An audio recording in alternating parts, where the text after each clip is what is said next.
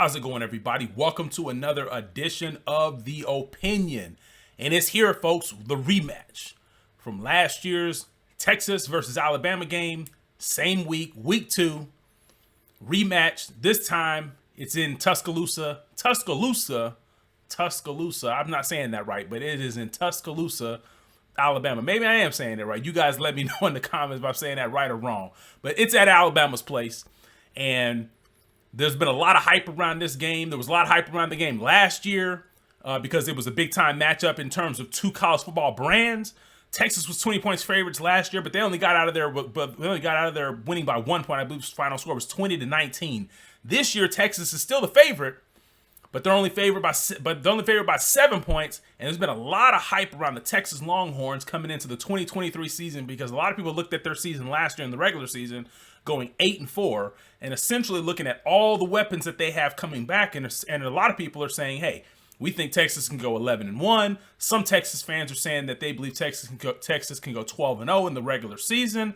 But at the end of the day, whether people think Texas is going to go 10-2, 9-3, 11-1, or 12-0, all Texas fans expect them to be in the Big 12 championship and to win the Big 12. Now, whether they win or lose this particular game has no bearing on them still being able to win the Big 12 championship at all. But a lot of Texas fans are very, very optimistic because they're looking at what happened last year. Quinn Ewers got knocked out, and he was on fire early in that game. He gets knocked out. Hudson Card comes in. Hudson Card plays fairly decent, and they only lose the game by 1 point. Now you have Quinn Ewers coming back. Big reason why Alabama won is they had Bryce Young. He's not there anymore. He's playing for the Carolina Panthers, so he's off to the NFL. And insert Jalen Milroe to the equation, who's not anything like Bryce Young, Tua Tagovailoa, or Mac Jones. So he's not anything like their last 3 or 4 quarterbacks. I wouldn't even say he's anything like Jalen Hurts at all as well. But insert Jalen Milroe, and that is where we get the hype train from Texas. But one of the things I want to say about this matchup is that I'm just going to come right out and tell you, I think that Alabama still wins this game. And here's why. Because when you listen to Texas fans talk, when you listen to the national media talk, they talk about Texas's wide receivers. They always lead off talking about Texas's wide receiver core. And I can't really say anything bad about their wide receiver core. I mean, they've got Xavier Worthy, they've got Xavier Worthy, they've got Adonai Mitchell, they've got Isaiah Nayor, they've got Jatavion Sanders. They have guys after guys after guys, and you can even throw in like the Jonte Cooks, the true freshman coming in. So they have guys. So you can't say anything about the wide receivers. But that's really where the conversation stops when it comes to what Texas has. And while Texas has the advantage on the outside and the perimeter versus Alabama's perimeter players, at the end of the day, great football teams are not made solely just based on their skill players and their wide receivers. You have to have an offensive line. You have to have a defensive line. You have to have a secondary. You have to have linebackers. And when you really start looking at Texas's team, they really don't have anybody that really stands out. I mean, I guess they do have someone that stands out at linebacker, at Jalen Ford. But, I mean, he was a third-team All-American. He only got that All-American accolade because the team went 8-4. If they go 6-6, is he still an All-American, a third team? I don't think so. So, at the end of the day, Jalen Ford is not – if he's their best linebacker, I think Alabama's got better linebackers in Dallas Turner to combat that. When you start looking at the secondary, who really stands out on the Texas secondary? Now, yeah, they have some guys. I mean, they've got some guys. They got Catalan. I think he transferred from Arkansas. They've got Ryan Watts, who's transferred last year from Ohio State. So they have a few players, but nobody of note. They don't have a Kool-Aid McKinstry in their secondary.